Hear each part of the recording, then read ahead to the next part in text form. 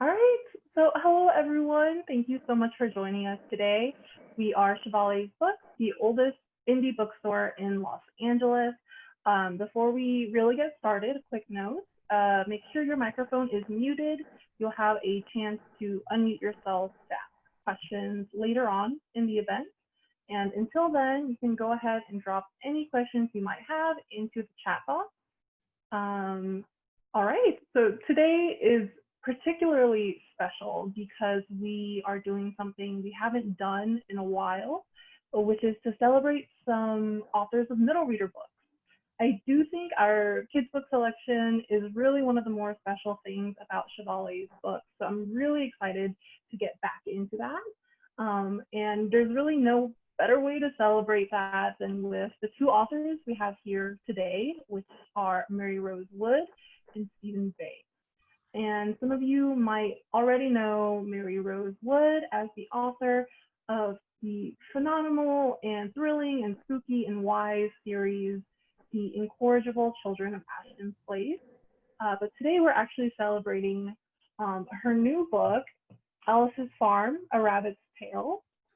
And we also have Steven Banks today, who has given myself a lot of fond childhood memories with his work. You might know him because he's written for SpongeBob SquarePants, The Adventures of Jimmy Neutron, and Cat Dog, which are all shows that I grew up with as a kid. But we're actually celebrating his work as an author today. And he has the second book out in his series, the Middle School Bite series, Tom Bites Back. All right, so I talked enough. We're going to start off this book talk with a very darling book trailer for Maryrose's Rabbit's Tale. So we'll get that set up for y'all. So let's see. All right, guys, so what I'm going to share with you is a little book trailer that we made for Alice's Farm, A Rabbit's Tale. And one of the reasons I wanted to share is it gives you just a little taste of the audiobook, which is narrated by a wonderful actor named Dion Graham. And so I'm going to play that in just a second. Great. Thank you guys for muting yourselves. All right, I'll see you in 2 minutes.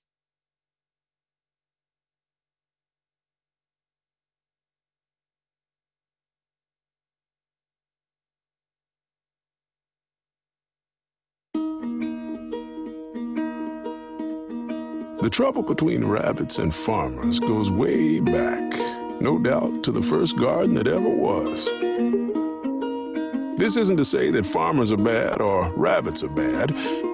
Under the right circumstances, a rabbit and a farmer might be tickled to discover the basis of a real friendship between them. If they could ever sit down and put their feet up for a spell, share a glass of lemonade and a fistful of fresh spring clover and talk things through. As long as the topic didn't stray to vegetables, they'd probably get along just fine. Vegetables. See, that's the problem right there. When it comes to vegetables, farmers and rabbits have a serious impediment. It's what you might call a clash of priorities. Here's the trouble, in case you didn't know. Farmers love to grow, and rabbits love to eat. Maybe that's putting it too gently. Farmers have to grow. It's how they put dinner on their tables and everybody else's tables too. And no self-respecting rabbit can resist the mouth-watering menu offered by your average vegetable garden. Why, it's practically a rabbit's sworn duty to find the loose board in the wooden fence, the damp earth beneath the chicken wire that's just right for tunneling through, the spare tires foolishly stacked too near the garden gate, like an engraved invitation to climb on up and hop right in. Once that happens, it's good night vegetables. Rabbits eat like it's a race to the finish. 2 half-grown cottontails loose in a garden can wipe out a whole springtime of effort in a single early morning raid. You can see why this would trouble the farmer, can't you? And how that farmer might easily start thinking of rabbits as the enemy, and vice versa. It's hard to know whose side to be on in this type of situation. After all, everybody's got to eat.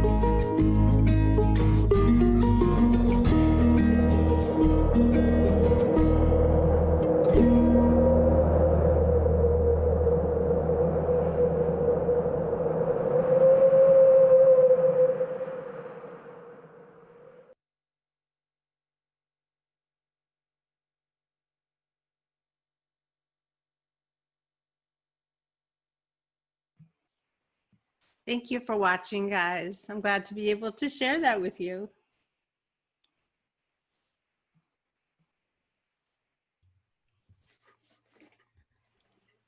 I just unmuted myself.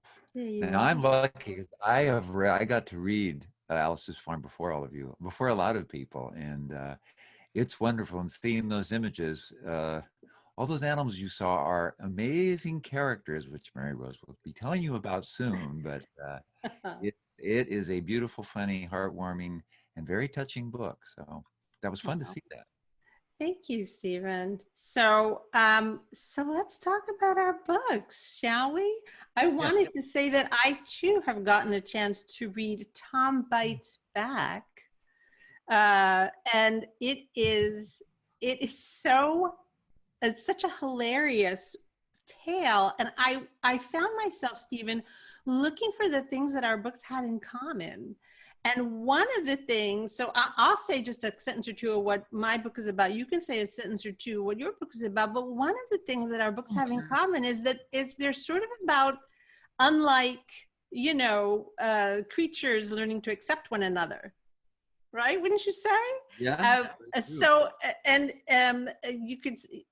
Alice's Farm is actually the tale of a young cottontail rabbit named Alice, who has to take on a challenge that no rabbit has ever taken on before, as you heard in the narration by Dion Graham, and that is the opening of the audiobook. Rabbits and farmers are enemies, but when a new family buys the empty farm that Alice and her Warren inhabit, along with all those other animals that you saw in the video, this new family are very well intentioned, but they're not experienced farmers, and they quickly realize that they're kind of in over their heads. And if the farm fails, the property will be lost and turned into some elaborate real estate development and paved over. And so the animals quickly realize, under Alice's leadership, that if they don't do something to make sure these farmers succeed, that they will all lose their home. And so they have to band together in order to help the very beings that they have been trained all their little rabbit lives were the enemy, farmers. So it's really, Alice is a very heroic and wonderful little rabbit, but the story is really about the cooperation that happens with all the different species that she has to kind of bring into the fold. And Stephen, your book, I'll let you describe it, but it's kind of like an interspecies cooperation within one character, which I think is so fantastic. Well, in a way, yes. The Middle School Bites, the second one just came out. There are two. There will be three, and hopefully a four will be coming along too soon. But number 2 just came out, Middle School Bites. What the Bites refers to is the day before Tom Marks starts 6th grade, middle school, and he's a little concerned about it. The day before he starts, he gets bitten by a vampire, a werewolf, and a zombie. He is all 3 things. He is a vam, wolf, zom, 1/3 each thing. 1/3 vampire, 1/3 werewolf, and yes, last but not least, 1/3 zombie. I don't have a video. I just had to use those little figures to show you. Oh, I love it. I think that the use of hand props is actually very inventive. And before we get too far into talking about the books, I want to say that they all got to hear a little bit of the opening of Alice's Farm, but I'm hoping that you're going to read a little bit from your book too today, Tom Bites Back. So sure, yeah. We can talk about that, and whenever you've set it up properly, feel free to say, now's a good time for me to, I don't know what section you've chosen to read. There's so many great scenes in Tom Bites Back. It's just like one hilarious episode after another. So when we set up the one you want to read, look who's here. Okay. Look who's here. Look, my boy Ralph is here. Oh my goodness. He heard interspecies cooperation and he jumped right on my lap. So say hi to everybody, Ralph. What? Kitty. Oh, my pet, our bulldog is outside, but She's way too heavy to pick up and put on my lap. Yes. So Big pets and small pets have their advantages. that's true. So your character has this adventure, and in the first book, right, he gets turned into this sort of three types of monster in one, right? Yes, he's 1/3 each. So Vam Wolf Som, he has a little bit of each of those monster characters, and has to follow the rules. He has to when he goes outside, he has to put on a lot of sunscreen. He has to wear a hat and dark glasses. Twice a month when the full moon comes out, he does turn into a werewolf. He is always hungry because he is a zombie. He doesn't eat brains. Also, he's 10, right? Yes. He's 10, yeah. No, he's Also, 11. He's 11. He's 11 in the first, and he turns 12 in number 2. all right, he's 11, yeah. So an 11-year-old boy also eats like a zombie. We all know that to be true, right? True. Well, that's when I first thought of the idea for the book. You know, sometimes when you're that age, and I was that age, and I was a boy back then, you kind of feel, you know, sometimes you feel kind of cool, like you are a vampire. Sometimes you have that wild, crazy energy of a werewolf. And then sometimes you're just slothful zombie person. So all those 3 characteristics come together, and his sister finds out, she tells his parents, they announce it to the whole school. They have an assembly, and it's like they say at the school, the principal says, we accept everyone here at Hamilton Middle School. And so we are accepting Tom. And so he's not hiding. It's not a secret. And he has to deal with everyone knowing what he is, because he's the only Vam Wolf Som in the world. And at the same time, he's going through all the middle school adventures of lockers and girls and bullies and all the, you know, homework, having 7 different classes, 7 different teachers. Meanwhile, being this very strange little creature that he is. He's very unique, but aren't we all? You know, that what you just described is one of the things that I found so entertaining about the book, Stephen, is this collision between the kind of ordinariness, right, of your main character, Thomas Marks, and this extraordinary thing that's happened to him. There's this great little exchange at one point where it's the full moon, and he's like in full werewolf transformation, and he's a werewolf because it's the full moon. And he asks his mom, can I go out and run around all night? And she says, sure, but put on a coat. And he's like, Mom, I'm literally covered with fur. She goes, I know, but just wear a jacket. You know, it was like such a mom thing to say. I was just put a coat on, okay? I'm your mother. It will make me feel better if you just put a coat on, even though he's covered with fur.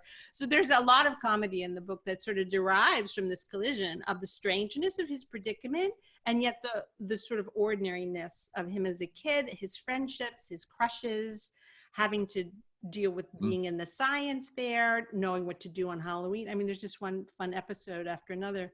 But this is another thing, if I may be so bold as to make these connections, that I thought that you and I have in common, which is that we had to imagine, and I did this in the Incorrigible Children books to a great extent. And by the way, hats off for writing a series that has howling in it. Anytime I turn the page and I see "awoo" as a line of dialogue, it makes my heart sing. Those of you who've read the Incorrigible Children of Ashton Plays books, you know why. You know what I'm talking about. So there's a bit of howling at the full moon in Stephen's books as well. It's always a good thing.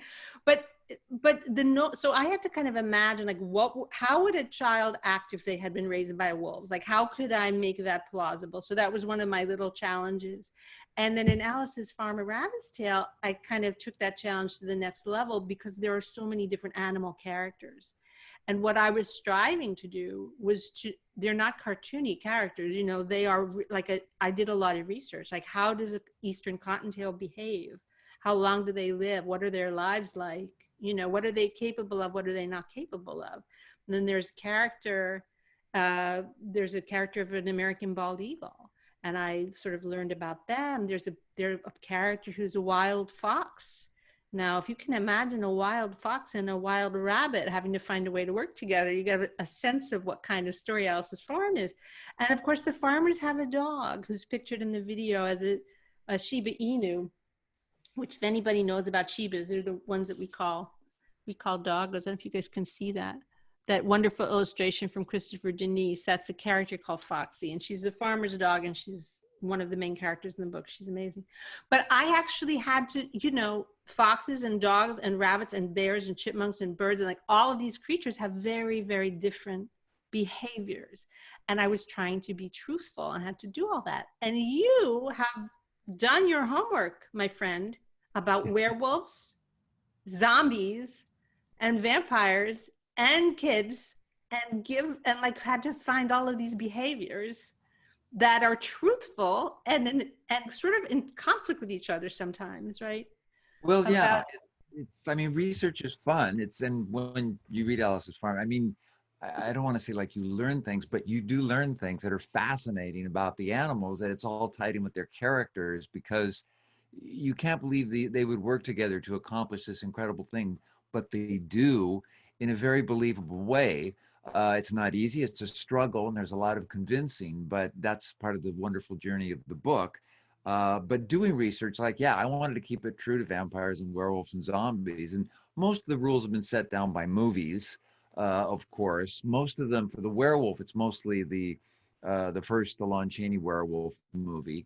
Vampire, a lot of it's from Dracula, the Bram Stoker book. And zombies, some is from Night of the Living Dead, but there's a lot of, some zombies talk, some zombies run, some zombies are slow, but they all eat things. They're all very hungry. A zombie's like primary problem is its appetite, wouldn't you say? Oh yes, that's about it. That's a big problem when you're a zombie. It's that's actually a theme in Alice's Farm too. In fact, as the narrator says, everybody's got to eat. What does it mean when you say that? It's like, well, it's one thing to say everybody's got to eat, but when one is the predator and one is the prey, whose side are you on? And so we're so on Tom's side, but then he becomes a zombie. Like, we're not used to being on the zombie side in a story that has a zombie in it, right? But we're on his side. Most of the time. There's some movies where there's sort of a sympathetic zombie, but usually they're the enemy and we're running away from them and so forth. But the fact that he's 1/3 each thing, he's multi-monster. They're not as intense, so he can go out in the sun, but like I said, he's got to wear sunglasses and a hat. Like literally how you describe Tom going out in the sun is literally exactly how I go out in the sun. Well, if you're fair skinned, I am too. Blue eyes, we've got to be careful. I know, it's very funny. Yeah. You don't want to get. One of the funny things in Tom Bites Back, of course, is that just like we all sort of know a little bit about these monsters because they've been so well depicted. And so everywhere he goes, people say, well, can you fly? Can you turn into a bat and fly? Like they expect things of him because they think they know how vampires work, and he has to sort of struggle with the false expectations. Well, yeah, and he gets to learn. That's one of the things in the first one is that everyone, can you do it? And he can't, and they're very disappointed. And everybody at school, when they have a big assembly, they keep asking that, can you do that? And he hasn't learned. In book 2, Tom Bites Back, which it is, he does learn that. This is sort of a spoiler, but not really. He's bitten by a bat in the first book. And then he meets this bat, and the bat turns out to be a 13-year-old girl who was turned into a vampire in 1776. What a coincidence. And she's pictured on the cover. Her name is Martha Livingston. And so she teaches him how to turn into a bat and fly. But you don't just do it lickety-split like that. You have to learn. It's a skill. And she also gives him a book, which plays a very important part, especially in the third book, soon to come. But it's some things are easier for him, some things aren't. But hey, who wouldn't want to fly? Of course, you got to turn into a bat to fly. And also, bats have enemies, hawks and owls. And there's some very interesting owls and so forth in Alice's Farm too, as you will learn with the birds there, that there's predators and you got to be careful out there. Well, owls are serious predators. We think of owls as being these beautiful symbolic creatures of wisdom. Owls are like fierce, and if you're a little mammal, whether you're an eastern cottontail or a bat, an owl is like one of the most frightening things, right? It's a raptor. It's a real prey animal. That's something I did some research on. And I found that was like, I was like, oh yeah, there's predatory owls in this book too. So that's really fun. But thinking about the notion of predator and prey. So your book is sort of toggles back and forth between, you know, his adventures at school that are very ordinary, like his friends want to form a band, and like how do you make a band rehearsal when, you know, not everybody is really that good at what the instrument, and maybe one kid shows up and he doesn't have exactly the instrument that he promised that he had, and one character wants to be a singer, it turns out maybe he's not such a great voice. Like there's all these sort of great, very human things that would have been like totally truthful even if without the monster element, but then you add that, you know, you add that quality. Well, that's the thing of that is, yeah, here's a picture of two of the people with the Oh, it's band rehearsal time. And his friend Annie, who's the most talented, but Tom is sort of a good voice. That's the one thing he says, there's kind of one thing I'm good at. But then what he discovers is when he is a werewolf twice a month, he has this incredible low, gravelly rock and roll voice. And I remember, because I was in bands when I was a kid, you always wanted to sound older and gruff and adult and all that. And he discovers he's got this really cool, awesome, adult, gravelly rock and roll voice, but it's only 2 times a month. So he's, okay, can we only play on, you know, these 2 months? Yeah. Good? Were you thinking of a particular singer when you were imagining his voice? Like well, maybe sort of Bruce Springsteen, sort of Joe Cocker, just, you know, it's always those, as a kid, you always want to have that voice that, exactly. that grit in it. Bob Seger, you know, that's what sounds cool. And usually, you know, when you're 11 years old, you kind of sound like Mickey Mouse sometimes, unless your voice is dropped. So there are advantages and disadvantages. I mean, there are advantages. He has night vision, because wolves have that and bats have, so he has incredible vision. He has super hearing, but sometimes he hears things he doesn't want to hear, like kids talking about him or whatever. And he's also very strong. His strength has gone up. But so there's advantages and disadvantages of being a Van Wolf Somm, and Tom learns to put up with them. He takes them with tremendous grace. You know, he has a very good friend. He has a really wonderful friend. His friend who accepts everything about him. Zeke is just amazing. Well, I wanted to say, like, I don't know if we could ever do a crossover story, but there's a boy, the main human character in Alice's Farm happens to be a 10-year-old boy named Carl. And so the story of Alice and what she and her animal friends do to save this farm is the central, you know, this kind of the central narrative. But Carl and his family, the Harveys, they're the family who moved from the city to live in this farmhouse full of dreams about what it might mean to be farmers and have a very different kind of life. And it's a huge change for Carl. So it's so interesting that, you know, this is just a great way to begin a story, is to take a character and put them into a huge change and then watch them cope with it. So Carl turns from a city kid to a farm kid, right? Like that's the opening, we meet this. And so then he has to spend the rest of the story dealing with that transformation and how confusing it is and how it makes him feel and how he has to, you know, get to figure out how to relate to the new kids that he meets, right? In this little farm community that he now lives in. And he goes through a lot of changes, but he also has, you know, this kind of remarkable experience, because just as your character can perceive things that others can't perceive, it's Carl and his baby sister Marie who kind of tune in to the fact that the animals who live in the valley where their farm is are behaving in an unusual way. Have, you know, sort of I don't want to be too spoilery, but the kids figure it out way before the grown-ups do, and it's a really interesting twist in the plot when that happens. And so we get to see how they, you know, they kind of make that leap.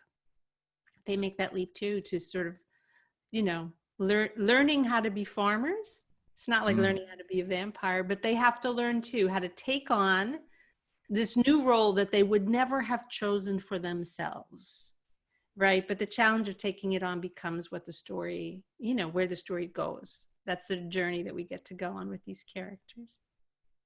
Yeah, with a lot of different types of animal. Well, it's that thing. I mean, a lot of it. I think the core of it, which the books have, is friendship. A lot of it Yeah. is about friendship and how important friendship is, and the ups and downs you have it. Some of the ones are very extreme in Alice's farm because you have natural enemies, things, and they have to figure that out and work that out, and it gets very dramatic at times, and you worry about certain friends that you make in there. But yeah, it's that thing. I think I just realized when I did Tom's thing, and this just happened. I just got this a while ago. Mark Fearing is the illustrator that does the illustrations for the book, and he said, "Gee, would you like some of the roughs I do?" Which is when an artist usually draws. And this is a picture. Maryrose was talking about the band. This is Tom and his friends, and I will show you this. So this is the rough version, and then later they make it all. They clean it up. But sometimes I really love the rough versions, but I don't know if the one holding the drum, his name is Dog Hots, because he is a kid that gave a speech once on hot dogs, and he was nervous and he kept saying Dog Hots. So, as kids will, they gave him a nickname, Dog Hots, and he only has a snare drum. And Annie, who is the leader of the band, is very upset because she goes, "You got to have a whole drum set." This is Capri, who is the keyboard. Here's Zeke, who plays nothing. Here is Tom, of course, you can see because he's in full wolf shape. Here's Annie with her guitar, is the most talented. And here's Abel Sherrill, who's a kid who can do everything and wears a suit and tie and carries a briefcase to school every day, which is based on a good friend of mine, Mark Wheeler, who actually did that in kindergarten and first grade. He's an eccentric fellow, but Tom first thinks he's the weirdest kid in the school, but then Tom realizes, wait a minute, I'm a Van Wolf Zom. I am now the weirdest kid in school. So Officially the weirdest kid in school, inarguably, and also the coolest, right? Isn't that's sort of the thing that sort of I feel happens in your book is that he's so unique and he's got like superpowers. It's amazing. He does have superpowers, but it's like for, let's say, his vision and hearing. He's first testing out his vision in the first book. He looks down the street and he sees a car and he sees two teenagers making out, and one of them is his sister. It's like, ew, gross. I don't want to see that. With her new boyfriend, who's nicknamed Carrot Boy, who he's very surprised because she didn't used to like this boy who used to mow their lawn. So a lot of things aren't what they seem to be in the book and with characters. And first he thinks Abel Sherrill is very weird, but then he learns like he's this very cool kid that is really talented, a lot of things, can do almost anything, and he becomes a good friend of his in the book. Super fun. I feel like I think people should give your book as a Halloween candy. There's a great trick-or-treating sequence, needless to say, but I feel like it would be great. It would be great. Well, yeah, a Halloween read, a great Halloween read. There is a Halloween. Yeah, Halloween was very big, is very big at our house, and always has been. And in fact, in the dedication of the book, which is here, the dedication is to my sons, James and Spencer, who know the importance of family, friends, and a good Halloween costume, and who have brought me immeasurable joy. All those things are true. What makes Halloween unique to Tom is, for the first time, because he looks a little different. His ears are a little pointed. You can kind of see those fangs. He's a little pale. You know that something's going on there. But for Halloween, he can go out in a mask and costume from head to toe. For the first time, nobody knows who he is. And it's that thing of like a celebrity, let's say, being in a costume. Like Sigourney Weaver, the actress, could walk around Comic-Con, and no one knew it was her. She was in a Batman outfit, and someone who's very recognizable and famous, or like Arnold Schwarzenegger, fantastic. He could walk around. No one would know who he is if he were in a mask. So this kid, Tom, gets to go trick-or-treating, and no one's going like, oh, that's the Van Wolf Psalm. So Halloween becomes a very unique experience for him and his friend, Zeke. So shall we read something? You want to go first with a little bit of Alice Farm? Are you going to read something, or do you want me to read something? I can read a little bit more if you guys want. Or do you have a scene queued up to read? Or I'm happy to read a little bit. I won't read too much. You guys have to read. I'm going to read it live. I'll be doing a live reading if you want. Yeah. You don't roll tape. No, we don't roll tape. No, we're live. Dang it. So Teresa, we have time for us each to read a little bit. And are we going to take questions too? Are we going to be able to do that? Yeah, I think we should go ahead and do a little reading, and then we'll follow up with the audience Q&A Amazing. Let's do that because there's lots of things to ask questions about. And I just want to make sure you guys all heard what Teresa said. Steven is the most interesting man in show business. You know, he wrote episodes of SpongeBob that you have watched 100 times. Like, you know, he's very interesting. And he and I also have a fun thing in common, which you've already heard a clue when Steven said 1776.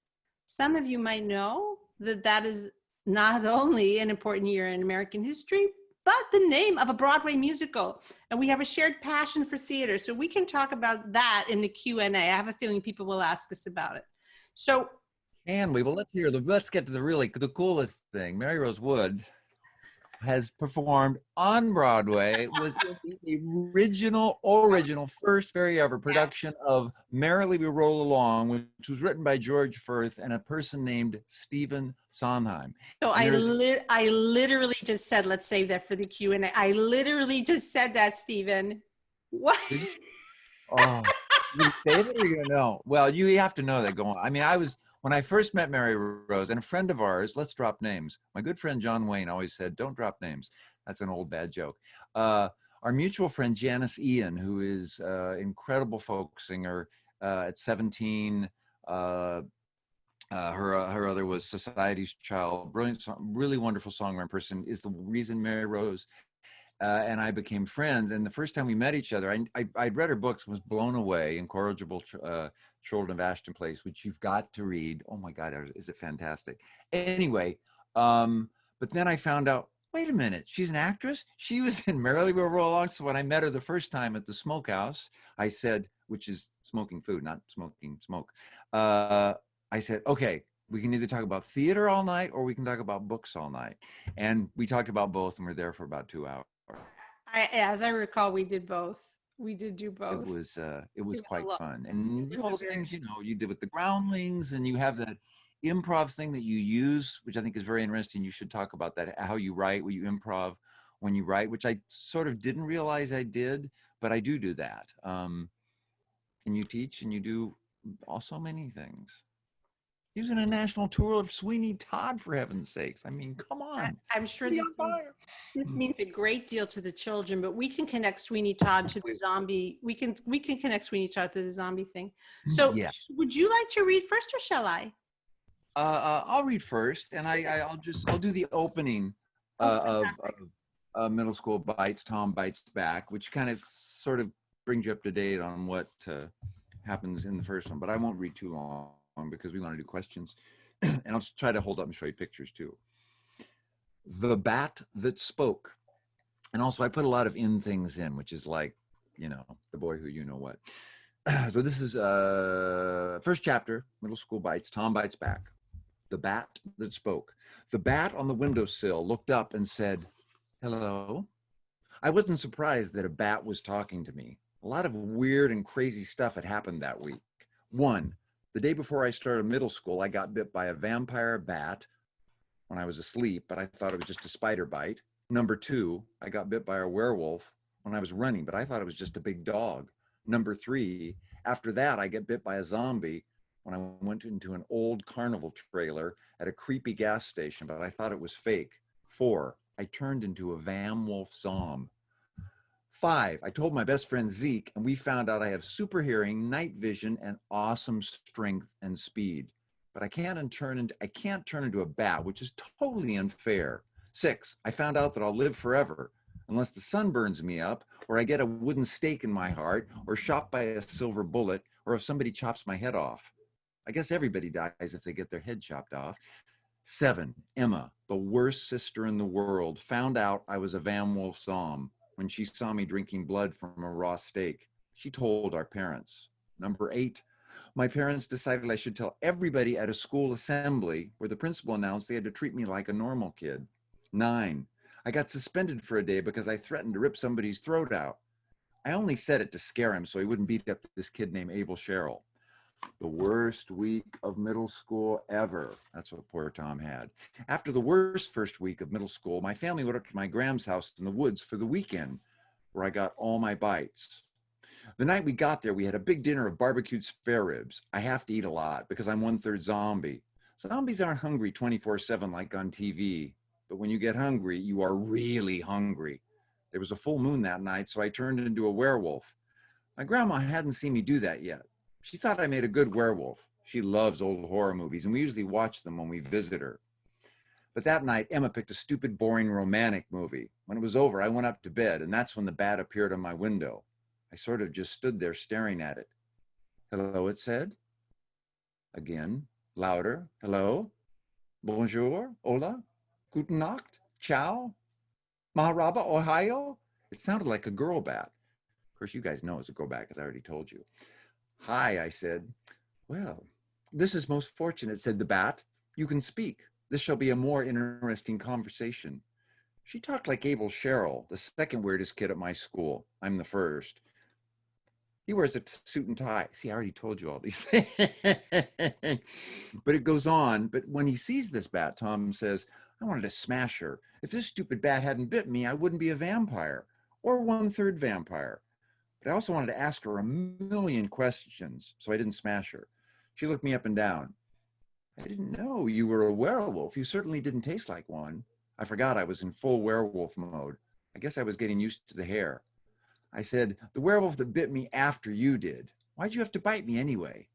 Are you a dunderhead? She said. I didn't know what a dunderhead was, but it didn't sound like a compliment. What do you mean? I am a vampire. This is what we do. I was flying by and needed blood. Why'd you have to turn me into a vampire? I assure you, lad, that was not my intention. She makes it clear. Just actually, it's a little bit of her saliva got in there. She was just going to take a little sip. And here she is talking. All right, visual's good. One of Mark Fearing's wonderful illustrations where Tom is talking to her and he finds out. And anyway, he grabs her and he asks her a bunch of questions, and she asks how he became a werewolf and so forth. And he tells it when he was running, and he explained she was a Vampwolf Zom.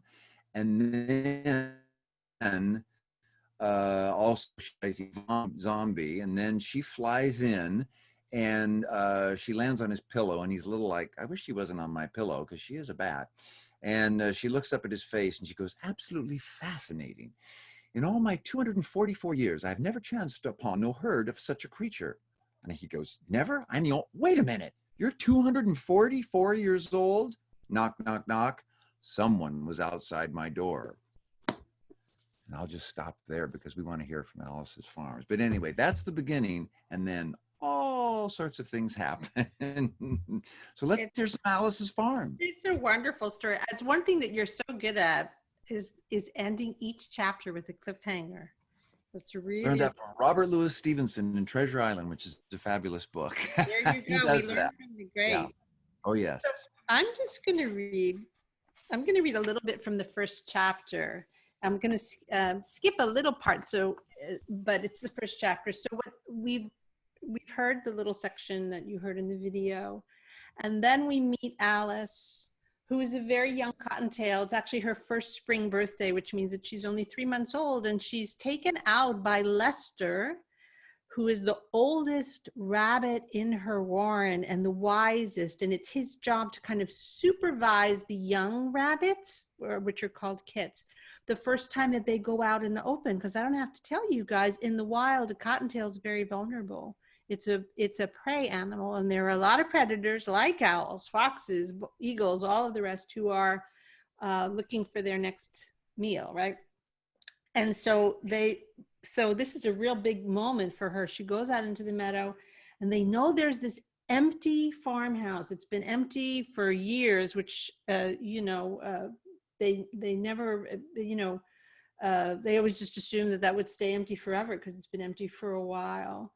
And so when she gets to the middle of the meadow with her litter mates and Lester, she gets her first glimpse of the farmhouse. She had imagined it as being red, like a rusted wheelbarrow. It's the only thing that she had ever compared it to. But when she actually sees it, the real life farmhouse was nothing like a wheelbarrow. It was tall as a good-sized tree and scarlet as a hollyberry, with white painted trim around the windows and doors and along the roof's edge. It gave the words big and red a whole new meaning, and Alice realized how off the mark her imaginings had been.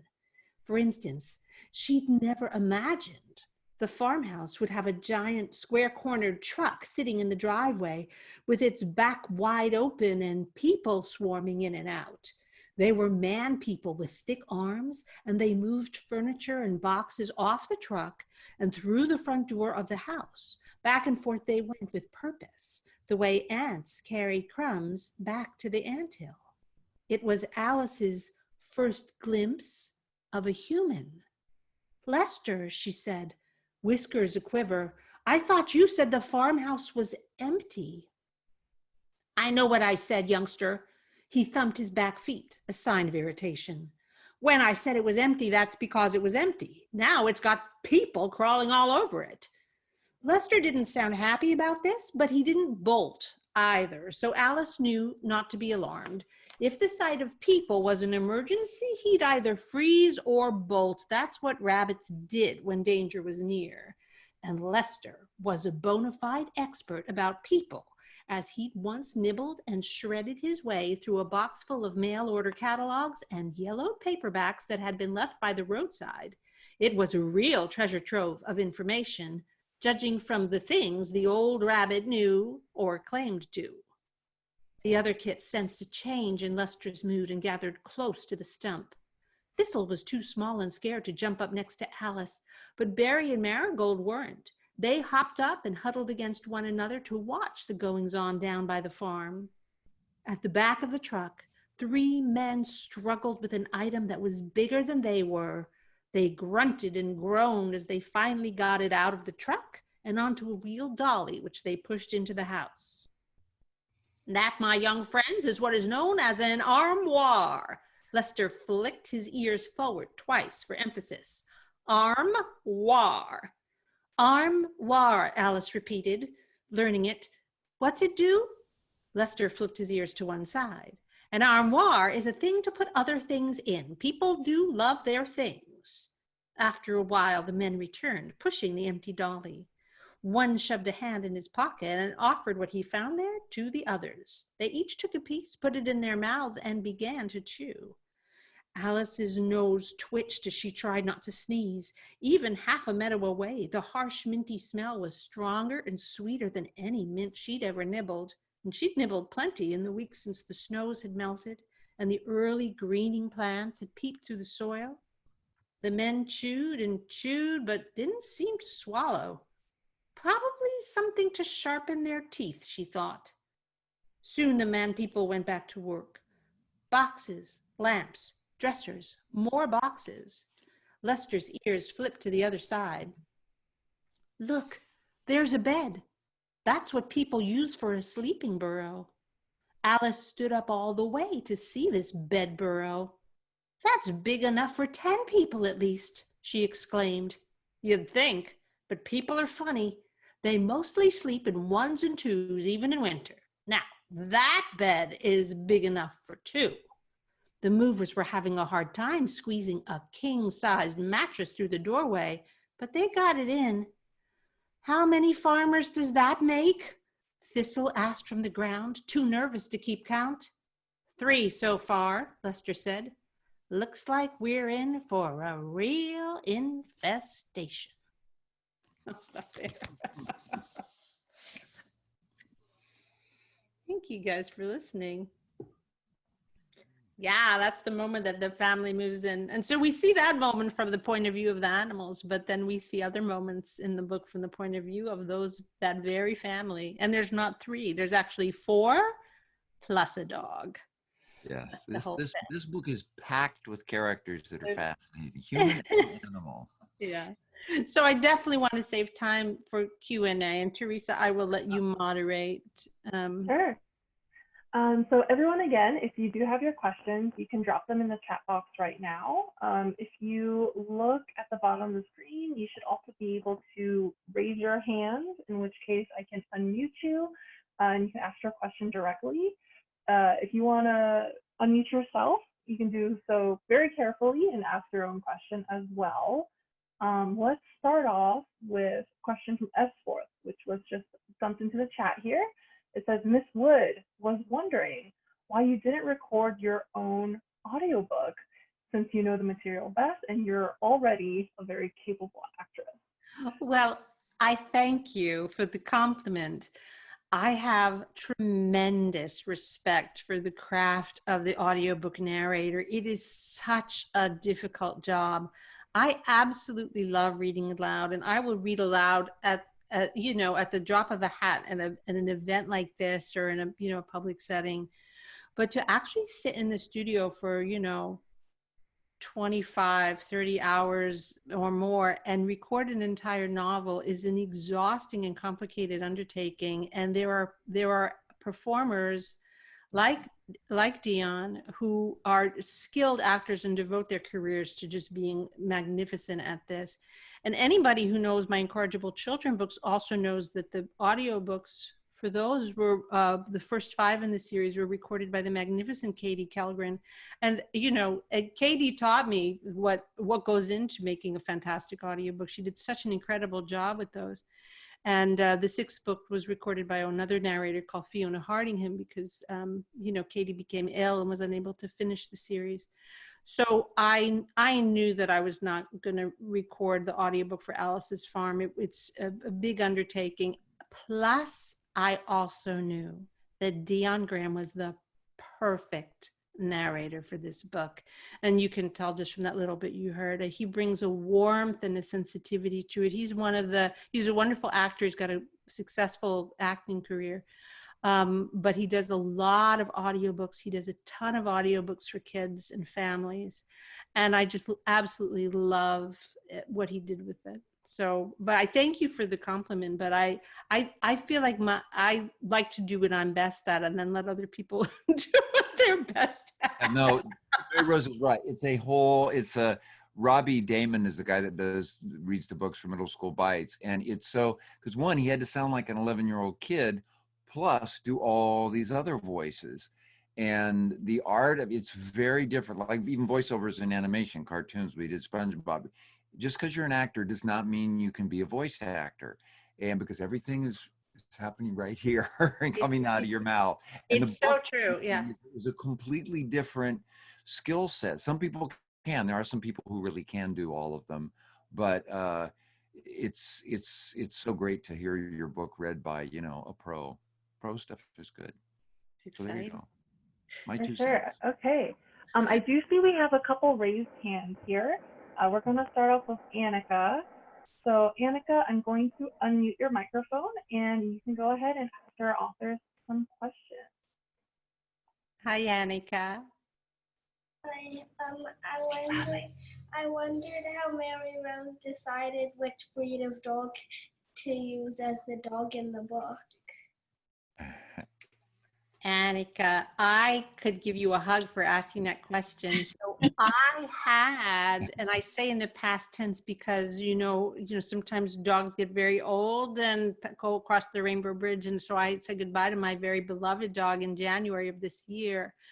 But I had for her whole life, which was over 16 years, a Shiba Inu, exactly the kind of dog that's on the back of the book. And so if you know anything about this breed, you know that they're really special. They're really smart.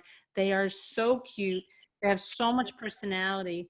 And I just love my dog to pieces. We had a lot of adventures together. And so when I wanted to choose a dog breed for the dog who was going to be one of the main characters in the book, I had to make it. I had to make it my beloved Shiba. It's a kind of dog I know well.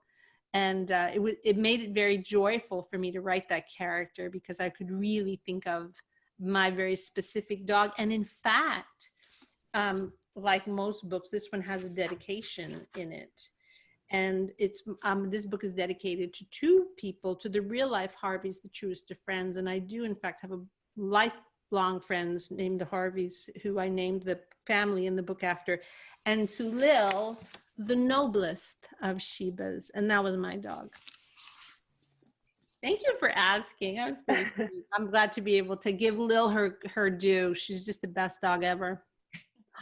Oh, look at you with your copy. You're the cutest. Thank you, Annika. It started tonight. It just arrived.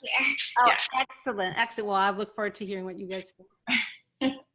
You're in All for right, so we do have another raised hand who I want to make sure to get to. Chip Denman. I'm gonna go ahead and unmute your microphone and you can ask Maryrose and Steven your question. Hey, and this is for both of you. Hey, Steven. Hey there, Hey, Chip. Hi, Chip. So when you decide that you're going to write a series of books, about how far out into the future in that series have you worked out in your head when you began? I'll go first. When I did mine, I had initially had the first book, but then I had all these other ideas because of school, which is such a great progression. There's so many events that happen in school. Harry Potter, for example, it's each year, which is very smart. She did that and the kid ages up. The first book is just the first week of what happens to Tom, because so many things happen to him. And then I thought of all those events that happen in middle school, you know, when you put on a school play, which hasn't happened yet, and also going to that age of the year, Christmas. In the third book, there's a huge Christmas section, and the holiday tied in with all the things that go on in that. Halloween, of course, I had to do, which is in the second book. I dearly love that holiday. And so I plotted out to see how much I could put in there, and then also thinking of the future. I mean, Tom could grow up, you could go to high school bites. So part of the joy was sort of doing that, but taking the time. If I wanted to spend a lot of time, I could do it. Now, in Maryrose's wonderful series, The Incorrigible Children of Ashton Place, you'll have to ask her how she plotted that all out. Oh, that was six books worth of plot. Wow. Chip, I love the question, and I wish I could say that, I'm just sort of mad scientist of storytelling and could just like know everything that happened in advance. But as Steven mentioned earlier, I trained in the theater and I trained doing improv, learning how to improvise on stage, make stories up in front of an audience, which is thrilling and scary and so much fun. But it taught me a lot about the creative process. It really affected my development as a writer. I didn't identify as a writer so much before I studied improv. I felt myself more as a performer, but after improv, I was like, nope, that really helped turn me into a writer for sure. I was able to own it then. So what I think about a couple of things. I think about plot in the shape of story, and anybody who's studied writing with me knows that I'm really, really devoted to the study of the structure, story structure, dramatic structure. And so I feel that because I work from a discipline about what the shape of a well-told story is, that I can improvise within that framework, pretty with confidence, and starting with a character with a well-defined problem, a well-defined circumstance, and knowing what kind of journey of change you want that character to go on actually gives you quite a bit of architecture. And then you can be free to be inventive. So in terms of series, I had a kind of an end game in mind, right? But so from book one to the very end of the series, I sort of knew what the big arc would be, what would be discovered, who would return, what would be accomplished. Penelope Lumley in that series is trying to, heal a family that's been split in two. And that's what she's going to do. It's one objective, but it takes 6 books worth of wild and crazy adventures to get that objective solved. And so it was a tension all the way through of me just sort of keeping her on the trail of her goal, while also feeling very free to invent. Because I honestly, maybe Steven can tell me what he thinks of this, but especially when you're writing funny stuff, feeling free to be spontaneous in the creative process is very important, because the coolest ideas happen by accident, when you're in the zone of creating and making stuff up. And I think comedy has that kind of sparkly, spontaneous quality about it. Yeah, it's true. I mean, some of the things I think of it as scenes, Tom is always going, he goes about time machine, because you're a kid, you always think about, boy, it'd be great if you could go back in time or forward in time. And for instance, Tom has a whole, in the first book he has a thing, but in the second one he thinks about he had art class, and his art teacher is saying, they're talking about Vincent van Gogh, and they're teaching, and they say, he only sold a couple paintings, but he became very famous. And we have a little Vincent audio trick. There's a little Vincent Van Gogh. Isn't that cute? I added a bandage on his ear to make it correct. And Very authentic. he only cut off the lobe. He does not cut off his entire ear. Anyway, Tom goes back in time.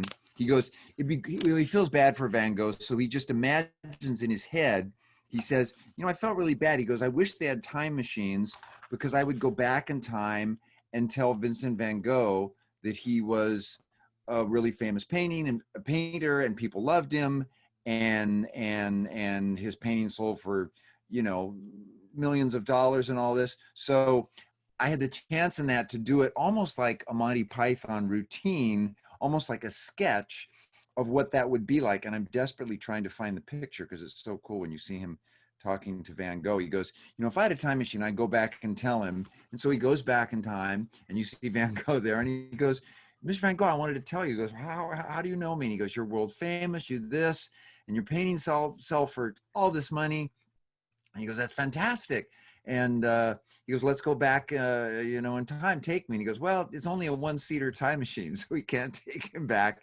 And Vincent Van Gogh ends up getting mad at him, which I didn't see happening or coming, but it did in the thing. And then he asks him, Tom says, oh, guy, could you draw a painting for me? And he goes, yeah, give me $86 million. He goes, I don't have $86 million. So it's fun to think of them like a scene. I mean, like a Monty Python sketch or whatever, where you have all this silliness, but basing it on a kid's idea of what that would be like and going. And didn't you have something, Maryrose, where when you were reading the first book, some people asked about a romantic element in the book that you hadn't really planned? And that's the thing of being informed by your readers. Do tell. I'll briefly tell the story. Yeah, Incorrigible Children of Ashton Place series, there's a wonderful character named Simon Harley Dickinson, right, who becomes a kind of a special friend of Miss Penelope Lumley. But we're in the Victorian era, so this is all extremely proper. I mean, and they're basically great buddies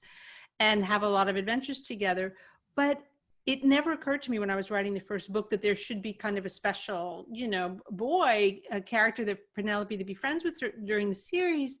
But when I wrote the first book and we had an event before the book even came out, my publisher arranged a pre-publication event where I got to have a bunch of books sent to a kids book club. They all read it and they got to meet me before the book even came out. And they were so full of great questions. But the girls all swarmed me after the reading from the book. And they said, is Penelope gonna have a boyfriend? Is Penelope gonna have a boyfriend? I said, it never even occurred to me to give Penelope a boyfriend. And I was like, well, I said, who knows? There are going to be more books to come. Let me think about it. And what they did, I wouldn't actually call Simon quite Penelope's boyfriend. It's a much deeper and more profound connection than that. But what they did was they reminded me and gave me permission that I could go to all kinds of places in that book. And I didn't just have to stick to, you know, she solves the mystery of who are these three children raised by wolves, that I could open up her emotional journey in the books as well, let her grow up a little bit, you know, have fun with that. And then, of course, Simon came to be like one of my most favorite characters to write, and he becomes a very, very significant character in the books. Annika, do you like Simon Harley Dickinson? I see you smiling in your little Zoom window. Yeah, I mean, he's just a great, great character, and the friendship that they have is charming. So, so yes, you never know. You just have to be, I think part of all of you, because I know you're all writers out there, whether you are actively writing or just thinking about writing. Anyone who's a passionate reader thinks about writing. I know this to be true, but it's so, you know, it's just so great to be playful and to stay playful and open and listen to your creative impulses. I just think that's the joy of the creative process. I see some questions in the chat thing. Should we answer those too? It looks like we have just a couple more in the chat as we're coming up on the hour, or we passed the hour here. But Linda asked a question which I think a lot of us are curious about, which is, please tell us about the Sweeney Todd connection. Yes, do, Maryrose. So Stephen mentioned before that I had the experience of being cast in an original Broadway musical, and this was a show in 1981, and I was in fact a teenager, so that, you know, doesn't It's still a long time ago, even though I was a teenager in the cast. And in fact, one of my dear friends and fellow castmates, I think, is here on the Zoom call, blowing a big kiss to Terry Finn, who was also in the original Broadway cast of Merrily Roll Along. But that show was written by Stephen Sondheim. He wrote the score, music and the lyrics, who probably, the shows of his that you might have heard of would like be Into the Woods. Maybe some of you know Into the Woods. It's one that a lot of Who kids. else was in that? Who else was in that original cast, Maryrose, that people might know? Oh, anybody who's a Seinfeld fan? Has anyone seen an episode of Seinfeld? So the character of George Costanza, very funny character, George, is played by Jason Alexander, who is at the time a young, extremely talented, very funny, gifted, not yet well-known actor who then went on to become a huge star. So anyway, it was a wonderfully talented group. And so after, but the show was a huge flop. That's the fun part of Merrily, is that it was a tremendous flop. And so we were all unemployed, you know, before we knew it. It was like the curtain went up, the curtain went down. We had this profound experience that much has been said and written about. There's actually a movie about it. If you want to go on Netflix, there's a documentary film called The Best Worst Thing That Ever Could Have Happened. And it's all about the original Broadway cast of Merrily, what we went through then and what's happened to us since and where we are now. And it's actually tremendously like interesting film. And I recommend it to anyone who likes the theater and anyone who's interested in what happens over a creative career. But after the show closed, the beloved and great legendary Broadway director, Hal Prince, who passed away a year ago, was so sad. He had all these teenagers. He's like, what do you want to do? You know, he wanted to give us jobs. And so he put me in the cast of a touring company of Sweeney Todd, which was also made into a movie with Johnny Depp and some other great stars in it. But it's a story about, among other things, you know, cannibalism. It's a great, weird subject for a musical, but it's a wonderful show. And so I got to tour the United States and Canada for about 6 months in the cast of Sweeney Todd. And I had a strange and wonderful time doing that. I was 20 years old. I was in way over my head, but it was a great experience. That's amazing. I think this is a great way to end our lovely hour that we've had with each other. It's a comment and a question from Maryrose. It says, Maryrose, we just wanted to thank you for the Incorrigible series. It was a huge hit for our whole family. So packed with smart, funny lines and great adventure. We cherish your books, which is, I think, the best thing an author can ever hear. And their question is, we were wondering if you have a fondness for ferns or where that inspiration came from. Well, I do have a fondness for ferns, and I thank you for asking. And you can't see right now, but I'm looking at my terrace, and I was just, readers sometimes know this about me, and they bring gifts of ferns, you know, so I had readers bring a gift of ferns to an event that I did a couple of years ago, and I'm pretty good with plants. I'm a gardener at heart, as you could maybe tell from this beautiful story about farming, right? But so I still have that fern going strong. Anyone who follows me on Instagram, this is Buster the Fern. Maybe you've seen Buster, sort of an Instagram star. And I just saw the mom of this family recently, because she wanted me to sign a copy of Alice's Farm for a book program that she's developing. And she brought me another fern, and the fern is a rabbit's foot fern. And I was just like, how could there be such a thing, a real thing as a rabbit's foot fern? And there is. And so the rabbit's foot fern is now outside on the terrace with Buster. And I'll have to post some pictures of them together, but they're getting along very well so far. I love all kinds of plants, but I just think ferns are beautiful. And, you know, it all pays off wonderfully in the Incorrigible children books, because Penelope's obsessed with ferns for the whole book. But then at a certain point, she has to give a very, very, very, very long speech for which she is ill prepared and has to improvise. And it's the invention of the fernibuster. So anybody who's knows what the joke is, it's a bad pun on filibuster, but anyway, the invention of the fernibuster, which, you know, is still a point of contention in government, whether we should allow fernibusters or not, right? Thank you for asking about ferns. That's a great question. I love it. And thank you for your kind words about the books. Oh my goodness. Okay, so thank you just everyone for joining us today for this event. It was really charming. I learned a lot about theater and writing series and plotting and ferns. And I just wanted to say before we say goodbye that Chevalier's Books does have signed copies of both Middle School Bites, Tom Bites Back, and also Alice's Farm, A Rabbit's Tale. So if you want to get a signed copy, make sure to email us at the store. Our email is chevaliersbooks@gmail.com, and you can buy a signed copy there. I was there today. It's a beautiful store. Look, there I am this morning signing books. Hey, Great wonderful. bookstore. So yeah, they There have both books there. All right, so thank you so much to Maryrose Wood and Steven Banks. It was really, really charming, and thank you everyone for joining us. Thank you to you, Teresa, to Liz, Chevalier's owner, and to everyone at Chevalier's. We're so grateful that you guys hosted this wonderful little event. And all the people that came to listen to us. Very much. Thank you very much for signing on and listening to us yap, and friends, and my son, and I see James and Chip and Grace and all sorts of cool people, and people I don't even know, complete strangers, which is also good. Thank you, guys.